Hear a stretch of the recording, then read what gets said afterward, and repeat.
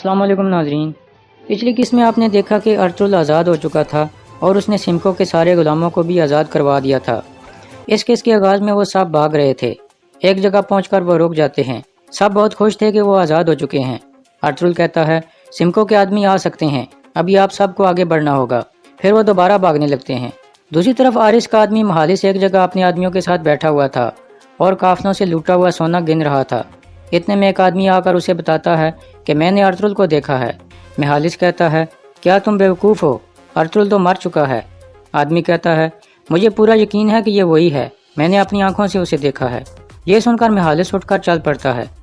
इसी दौरान सिमको भी अपने बहुत सारे आदमियों के साथ अर्तुगरुल का पीछा कर रहा था। अर्तुगरुल आज़ाद होने वाले मर्दों और औरतों को लेकर भाग रहा था। इतने में महालिस छुपकर उसे देख लेता है और अपने आदमी को कहता है, मालिक गनीमत का सितारा हमारे ऊपर जगमगा रहा है, अब हमें असल इनाम मिलेगा। इतने में सिमको और उसके आदमी भी उस रास्ते से गुजरते हैं तो महालिस उनको भी देख लेता है और कहता है, तो गुलामों के ताजिर सिमको ने अर्तुगरुल को पकड़ा हुआ था। फिर महालिस अपने आदमी को कहता है, तुम फौरन जाकर आरिस तक खबर पहुंचाओ कि हमने अर्तुगरुल को देखा है। गुलामों के ताजिर सिमको ने उसे पकड़ा हुआ था और हम उनके पीछे जा रहे हैं। काय कबीले में हलीमा सुल्तान अर्तुगरुल के घोड़े के पास आकर कहती है, मैं अर्तुगरुल की मौत को कबूल नहीं कर पा रही थी और तुमने वापस आकर मुझे उम्मीद दिला दी है कि वो जिंदा है। दूसरी तरफ बहादुर सादुद्दीन के पास पहुंच जाता है। सादुद्दीन कहता है, मैदान जंग के फातेह कमांडर बहादुर साहब, खुश आमदीद। फिर बहादुर उसके पास बैठ जाता है। सादुद्दीन कहता है, मैंने आपकी बहादुरी के बारे में सुना है, आपने दुश्मनों की लाशें बिछा दी हैं। बहादुर कहता है, कोई भी दुश्मन मेरे शिकंजे से भागने में कामयाब नहीं हो सका। सादुद्दीन कहता है, आला, अब आप एक इनाम के हकदार हो, अब आप इस इलाके में रिहाइश पजीर हो जाओ। आपके आने से जावेदार वाले मुतहद और मजबूत हो जाएंगे। क्या आपने असलान से बात की थी? बहादुर कहता है, हाँ की थी, मैंने जरगा बुलाने का कहा था लेकिन उसे ये ख्याल अच्छा नहीं लगा। सादुद्दीन कहता है, आपको जल्दी करनी होगी, हमने और भी ज़रूरी काम मिलकर करने हैं। बहादुर पूछता है, क्या काम करने हैं अमीर हजरत? सादुद्दीन कहता है, काय कबीले का धुंधार हंदी बाजार बेचना चाहता है, मैं चाहता हूँ कि वो बाजार आप खरीद लो। बहादुर कहता है, माफ़ करना अमीर हजरत, लेकिन मेरे पास तो इतना सोना नहीं है। सादुद्दीन कहता है, परेशान मत हो, आपके लिए हर चीज़ तैयार है मेरे पास। फिर वो अपने आदमी को इशारा करता है तो वो सोने के सिक्कों वाला संदूक बहादुर के सामने रख देते हैं। सादुद्दीन कहता है, ये सोना आपका है, आप इस सोने से बाजार खरीदने की पेशकश करोगे। बहादुर सोना देखकर बहुत खुश हो जाता है। फिर सादुद्दीन कहता है, लेकिन मेरी कुछ शराइत हैं। बहादुर कहता है, हुक्म करें अमीर हजरत। सादुद्दीन कहता है, आपको जावेदार कबीले का सरदार बनना होगा और फिर हाकिम आला बनने के लिए हर चीज़ करोगे। अब आप मुझे बताए बगैर एक कदम भी नहीं उठाओगे। इसके अलावा आपको असलान खातून और तुरगत अल्ब की शादी को किसी भी कीमत पर रुकवाना होगा। बहादुर कहता है, मैं समझ गया अमीर हजरत। दूसरी तरफ कारा जैसर किले में एक दरवाजे पर कागज़ लगा हुआ था जिसके ऊपर आरिस के नाम एक पैगाम लिखा था। दो सिपाही वो देख लेते हैं और उसे उतार कर फौरन आरिस की तरफ भागते हैं। अंदर आरिस अपने कमांडरों के साथ मुस्तकबिल की मनसूबाबंदी कर रहा था और तुर्कों को तबाह करने के तरीके बता रहा था। इतने में दो सिपाही अंदर दाखिल होकर उसे वो पैगाम वाला कागज़ देते हैं। आरिस उसे पढ़ने लगता है। उस पर लिखा था, अर्तुगरुल हमारे पास है और वो जिंदा है, हमने उसके जख्मों को ठीक कर दिया है और हम जानते हैं कि उसके सिपाहियों को तुमने कत्ल किया था। मैंने अर्तुगरुल को तुम्हारी शनाख्त नहीं बताई। अगर तुमने मेरा मुतालबा पूरा ना किया तो वो और सुल्तान अलाउद्दीन को पता चल जाएगा कि वो तुम थे जिसने अर्तुगरुल के लिए जाल बिछाया था। ये पैगाम सुनकर आरिस सख्त गुस्से में आ जाता है और अपने खास कमांडर लूकोस को पकड़कर नीचे गिरा देता है और कहता है, ये कैसे मुमकिन है कि अर्तुगरुल जिंदा है? लूकोस कहता है, ये सब झूठ है जनाब, आपने खुद उसके जनाजे में शिरकत की थी। आरिस कहता है, तो ऐसा करने की जुर्रत कौन कर सकता है? अर्तुगरुल जिंदा है, जाओ पता लगाओ कि ये किसने किया है, सब यहाँ से दफा हो जाओ। ये सुनकर सारे कमांडर बाहर निकल जाते हैं। उनके जाने के बाद आरिस सख्त गुस्से में कहता है, मैंने तुम्हें कत्ल किया था अर्तुगरुल, तुम कैसे जिंदा हो? दूसरी तरफ अर्तुगरुल और बाकी लोग एक नहर के पास पहुंच गए थे। सब पानी पीने लगते हैं और कहते हैं, हम बहुत थक चुके हैं, हमें कुछ आराम कर लेना चाहिए। अर्तुगरुल कहता है, आराम करना बहुत खतरनाक होगा, जल्दी करो, हमें आगे बढ़ना होगा।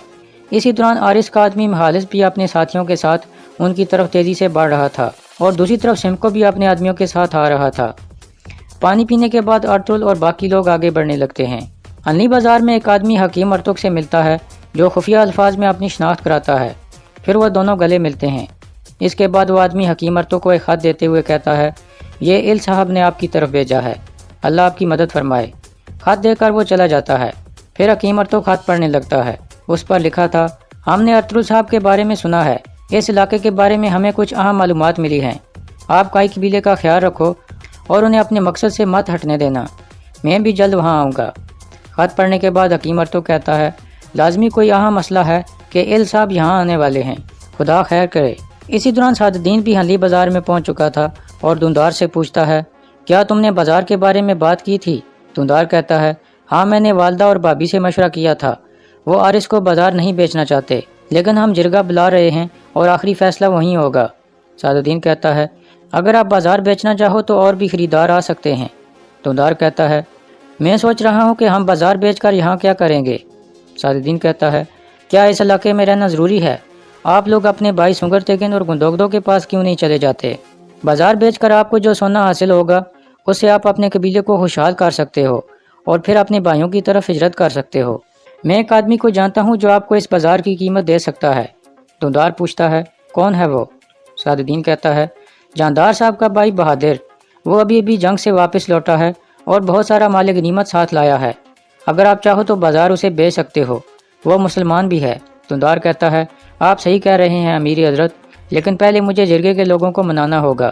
دوسری طرف لوکس اندر آ کر آرس کو بتاتا ہے کہ مہالس نے ایک پیغام بھیجا ہے، اس نے اور اس کے آدمیوں نے ارطغرل کو دیکھا ہے اور وہ اس کے پیچھے ہیں۔ ارطغرل کو تاجر سمکو نے زندہ رکھا ہوا تھا۔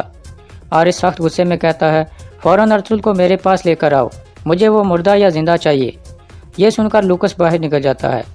اس کے جانے کے بعد آرس کہتا ہے، تو تاجر سمکو نے اسے اپنے پاس رکھا ہوا تھا، منحوس ماریا۔ یہ کہہ کر وہ باہر کی طرف چل پڑتا ہے۔ دوسری طرف کائی قبیلے میں جرگہ شروع ہو جاتا ہے۔ دھندار صاحب سے مخاطب ہو کر کہتا ہے، آپ سب بازار کے حالات کے بارے میں جانتے ہیں، بازار ویران ہو چکا ہے اور قافلوں کو ڈاکوؤں سے بچانا ناممکن ہو گیا ہے، اس لیے میں نے فیصلہ کیا ہے کہ بازار کو بیچ دیا جائے۔ یہ سن کر کچھ لوگ اس فیصلے کی مخالفت کرتے ہیں، جبکہ کچھ کہتے ہیں کہ یہ صحیح فیصلہ ہے۔ پھر حکیم ارتک کہتا ہے، یہ بازار ہم نے خون دے کر حاصل کیا تھا، آپ اس بات پر غور کریں۔ یہ سن کر سب جرگے کے لوگ اس کی بات پر رضامندی کا اظہار کرتے ہیں۔ پھر علیمہ کہتی ہے، بازار بیچنے کا مطلب ہے کہ ہم نے ارطغرل صاحب کے مقصد سے پیٹھ پھیر لی ہے۔ دھندار کہتا ہے، میں نے جو بھی کیا ہے وہ قبیلے کی بہتری کے لیے کیا ہے، اگر میرا بھائی زندہ ہوتا تو وہ بھی ایسا ہی کرتا۔ بازار بیچ کر ہمیں جو سونا ملے گا اس سے ہمارا قبیلہ بہت خوشحال ہو جائے گا۔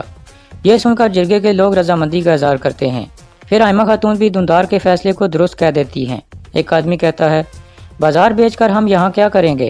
دھندار کہتا ہے، ہمارا یہاں رہنا ضروری نہیں ہے، اب وقت آ گیا ہے کہ کئی لوگوں کو دوبارہ متحد کر دیا جائے۔ بازار بیچنے کے بعد میرے خیال میں ہمیں سنگر تیکن اور گندوگدو بھائی کے پاس چلے جانا چاہیے۔ یہ سن کر ہائمہ خاتون سمیت سب لوگ چونک جاتے ہیں، سب لوگ شور مچا دیتے ہیں اور کہتے ہیں، یہ ہمارا وطن ہے، ہم اسے کیسے چھوڑ سکتے ہیں؟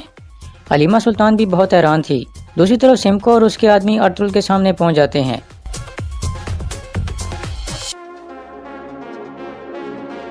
سمکو کہتا ہے، تم کیا سمجھتے تھے کہ مجھ سے بھاگ جاؤ گے ارطغرل؟ تم میرے سب سے قیمتی غلام ہو، میں تمہیں نقصان نہیں پہنچانا چاہتا، اس لیے ہتھیار پھینک دو۔ ارطغرل کہتا ہے، میں اس دنیا میں کسی کے آگے بھی ہتھیار نہیں ڈالوں گا۔ یہ سن کر سمکو اپنے آدمیوں کو کہتا ہے، پکڑ لو اس کو۔ ارطغرل اپنے ساتھیوں کو کہتا ہے، تم لوگ بھاگ جاؤ۔ پھر لڑائی شروع ہو جاتی ہے۔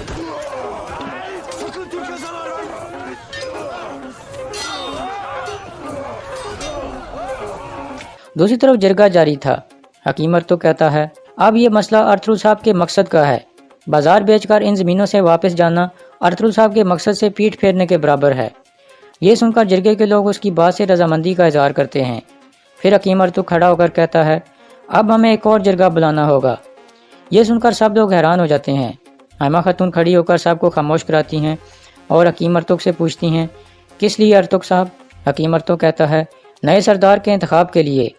ہم نے دھندار صاحب کو اس لیے منتخب کیا تھا تاکہ یہ ارطغرل صاحب کے مقصد کو آگے بڑھا سکیں، لیکن اب یہ ان کے مقصد سے پیٹھ پھیرنا چاہتے ہیں، اس صورت میں ان کی سرداری جائز نہیں رہی۔ یہ سن کر دھندار غصے میں کہتا ہے، یہ کیا کہہ رہے ہو ارتک صاحب؟ کیا آپ جرگے کے آدمیوں کے فیصلے پر سوال اٹھا رہے ہیں؟ ارتک کہتا ہے، میں نہیں بلکہ آپ ایسا کر رہے ہو دھندار صاحب، آپ ارطغرل صاحب کے مقصد کے خلاف جا رہے ہو۔ پھر حائمہ خاتون کہتی ہیں، چلیں فرض کیا ہم نے جرگہ بلا لیا ہے، کیا آپ میں سے کوئی دھندار کی جگہ سردار بننا چاہتا ہے؟ حکیم ارتک کہتا ہے، ارطغرل صاحب کے مقصد کو آگے بڑھانے کے لیے میں اس قبیلے کا سردار بننا چاہتا ہوں۔ یہ سن کر سب لوگ حیران ہو کر کھڑے ہو جاتے ہیں۔ آئمہ خاتون بھی حیران پریشان ہو جاتی ہیں۔ دوسری طرف لڑائی جاری تھی۔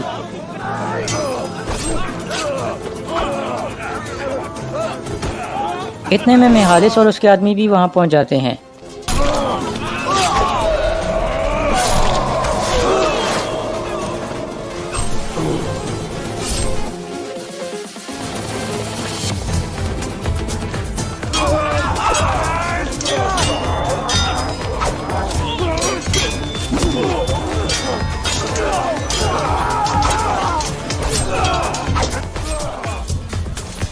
سمکو اور مہالس کے آدمی ایک دوسرے کو مار رہے تھے۔ اسی دوران ارطغرل کو بازو میں درد ہو جاتا ہے تو وہ وہاں سے بھاگنے کو ترجیح دیتا ہے۔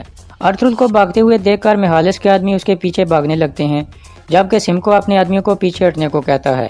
دوسری طرف حکیم ارطغرل کہتا ہے، اگر جرگہ نہ بلایا گیا تو میں اسے روایات کی خلاف ورزی سمجھوں گا اور اپنے ساتھی آدمیوں اور سپاہیوں کے ساتھ دھندار صاحب کے حکم کو نہیں مانوں گا۔ دھندار کہتا ہے، آپ قبیلے کا سکون خراب کرنا چاہتے ہو، لیکن میں نہیں، میں ہماری روایات کے مطابق جرگہ بلاؤں گا۔ پھر حلیمہ سلطان کہتی ہے، مجھے امید ہے کہ یہ آپ کے لیے اور ہمارے قبیلے کے لیے اچھا ہوگا ارطغرل صاحب۔ یہ سن کر دھندار اور آئمہ خاتون حیران ہو جاتے ہیں۔ انلی بازار میں سعد الدین آلیکو سے پوچھتا ہے، اس بازار کے تاجروں کے کیا حالات ہیں؟ آلیکو کہتا ہے، جو لوگ کاروبار کرنا جانتے ہیں ان کے لیے یہ منافع بخش ہے امیر حضرت۔ سعد الدین کہتا ہے، اب سے تم یہاں میری آنکھیں اور میرے کان ہو اور مجھے معلومات دیتے رہنا۔ آلیکو کہتا ہے، جیسے آپ کا حکم امیر حضرت۔ پھر سعد الدین اسے جانے کو کہتا ہے۔ کارا جیسر میں ماریا اپنے کمرے میں بیٹھی ہوئی تھی۔ اتنے میں آرس وہاں پہنچتا ہے۔ ماریا کہتی ہے، میں آپ کے تحفے دیکھ کر سوچ رہی تھی کہ کون سا تحفہ پہنوں، کیا آپ میری مدد کر سکتے ہیں؟ آرس اسے گلے سے پکڑ کر پیچھے لے آتا ہے اور کہتا ہے، بتاؤ سمکو نے تمہیں میرے حوالے کیوں کیا ہے؟ بولو ورنہ میں تمہیں قتل کر کے تمہاری لاش دیواروں کے باہر پھینک دوں گا۔ ماریا کہتی ہے، میں سمجھی نہیں کہ آپ کیا کہہ رہے ہو، میں ایک غلام تھی، آپ نے مجھے بچا کر مجھے نئی زندگی دی ہے۔ آرس کہتا ہے، مجھے بتاؤ کہ تم ارطغرل کے بارے میں کیا جانتی ہو؟ ماریا کہتی ہے، میں کسی ارطغرل کو نہیں جانتی، سمکو کا ایک آدمی ہے جس کا نام اینتھیوس ہے، میں نے اس سے سنا تھا کہ اسے ایک ترک ملا ہے جو مرنے والا ہے اور وہ اس کے ذریعے بہت سارا منافع کمانا چاہتے تھے، اس کے علاوہ میں کچھ بھی نہیں جانتی۔ آرس کہتا ہے، مجھے تمہاری کسی بات پر یقین نہیں ہے ماریا۔ پھر آرس اسے چھوڑ دیتا ہے اور اسے ایک زوردار تھپڑ مار دیتا ہے۔ ماریا گر کر بے ہوش ہو جاتی ہے۔ یہ دیکھ کر آرس اپنے سپاہی کو بلا کر کہتا ہے، فوراً ڈاکٹر کو بلاؤ، اور یہاں اس کیس کا اختتام ہو جاتا ہے۔